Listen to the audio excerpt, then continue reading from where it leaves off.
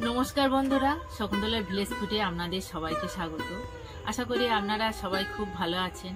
প্রতিদিনের মতো সবকিছু গুছিয়ে নিয়ে আমি আমার রান্নাঘরে রান্না করতে চলে এসেছি। আজ আমি বানাবো রসে ভরপুর রসবড়া পিঠা। শীতকালে পিঠা খেতে কার না ভালো লাগে, পিঠা তো সবার ভালো লাগে। পিঠা তৈরি করার জন্য যা যা উপকরণ লাগে আমি আপনাদের দেখিয়ে দিচ্ছি। এখানে 250 বিউলির ডাল এই কড়াই ভিজিয়ে নিয়েছি, ভালো ভিজে গেছে। খেজুরের পাটালি, এটা আমি রস করব। লবণ, সুজি, তেল। প্রথম থেকে শেষ পর্যন্ত ভিডিওটা দেখার জন্য আপনাদের অনুরোধ রইল। আমি ডালগুলো 3-4 বার করে ভালো করে ধুয়ে নিয়েছি। এবার মিক্সির জারেতে দিয়ে দেবো, পেস্ট করে নেব।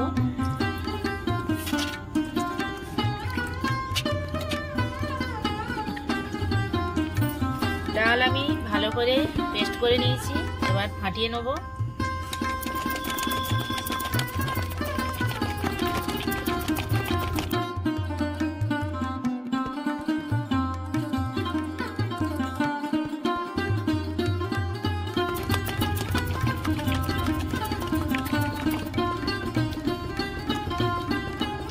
যত ডাল ফাটাবে তত সাদা হয়ে যাবে ডালটা।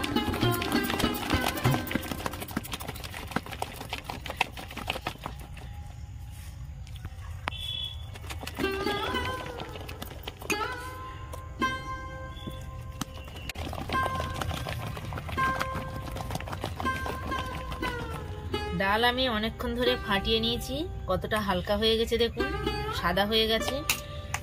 এখানে একটা ছোট্ট টিপস, আপনারা ডাল ফাটানো হয়ে গেছে কি করে বুঝবেন?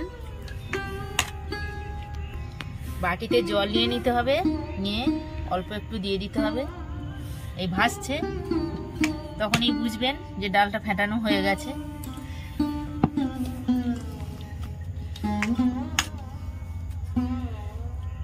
ডালের মধ্যে আমি সুজি দিয়ে দেবো।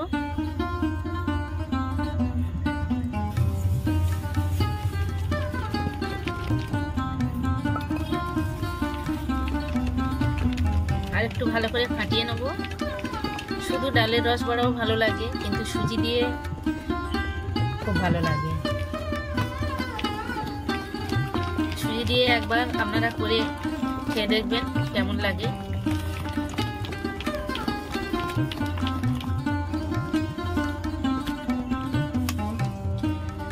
ভালো করে ফাটিয়ে নিয়েছি। আমি 10 মিনিট চাপা দিয়ে রেখে দেবো। উনুন ধরিয়ে নিয়েছি, কড়া বসিয়ে দেবো, জল দিয়ে দেবো।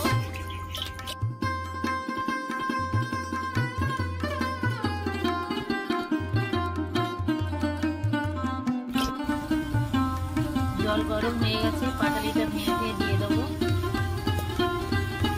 আপনারা চাইলে চিনি দিয়েও করতে পারেন। শীতের সময় খেজুরের গুড় পাটালি, ওই জন্য আমি দিচ্ছি।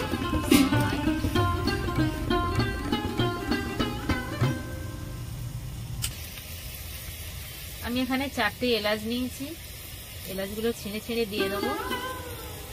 যে কোনো মিষ্টি জিনিসে এলাচ দিলে খুব সেন্ট খুব ভালো হয়।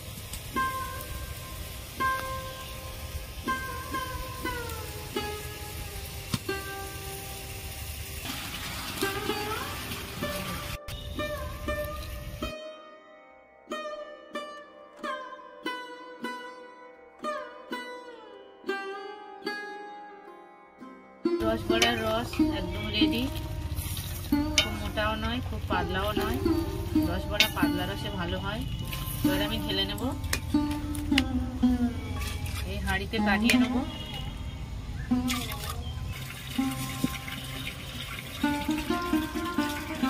আমি রস বড়া তৈরি করার জন্য রস হাঁড়ির মধ্যে ঢেলে নিয়েছি, চাপা দিয়ে রেখে দেবো। কড়া গরম হয়ে গেছে, তেল দিয়ে দেবো।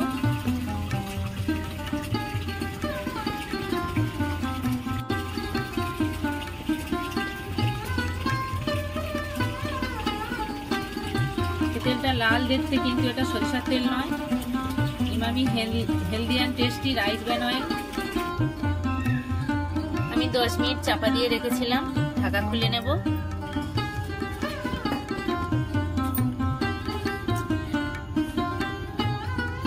অল্প একটু লবণ দিয়ে দেবো, দিয়ে আরো একবার ভালো করে ফাটিয়ে নেব।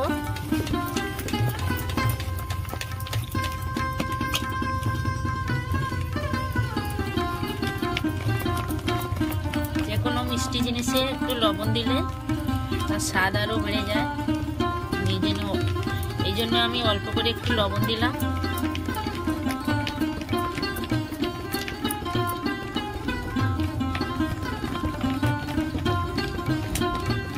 আমি ঢাকা খুলে আরো 4-5 মিনিট ফাটিয়ে নিয়েছি। এইভাবে দেখুন, যত ডাল ফাটানো যাবে তত হালকা হয়ে যাবে।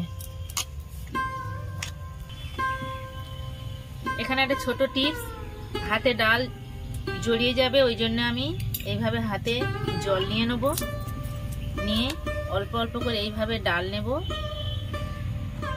এইভাবে দিয়ে দেবো। দিলে বড়ার গাটা একদম সমান মতো হবে। আবার আমি জল নিয়ে নেব।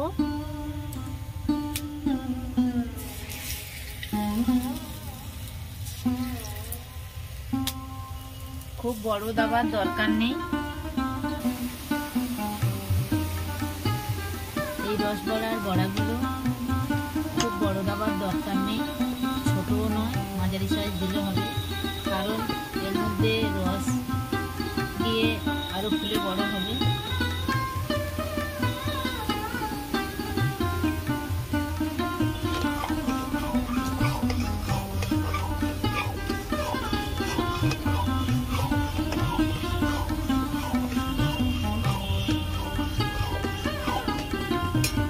রসবড়া পিঠেগুলো কেমন হয়েছে দেখুন, গাগুলো কি সুন্দর প্লেন মতো হয়েছে।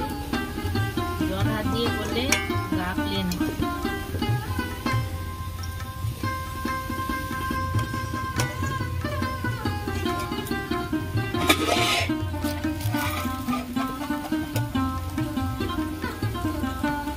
যেগুলো হয়ে গেছে তুলে নেব, নিয়ে আমি গরম গুড়ের মধ্যে দিয়ে দেবো।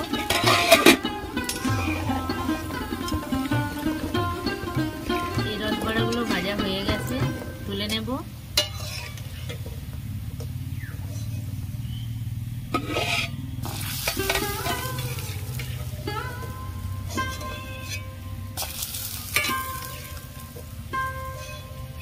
গরম অবস্থায় দিতে হবে, তবে ভালো ফুলবে।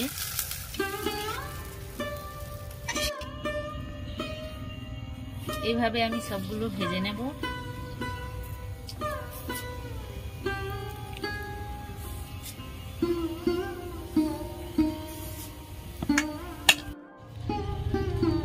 রসবড়া আমার হয়ে গেছে, আমি রসে ভিজিয়ে রেখেছিলাম, প্লেটে তুলে নিয়ে সাজিয়ে নিয়েছি। উপর থেকে আমি গুড়ের রস দিয়ে দেবো।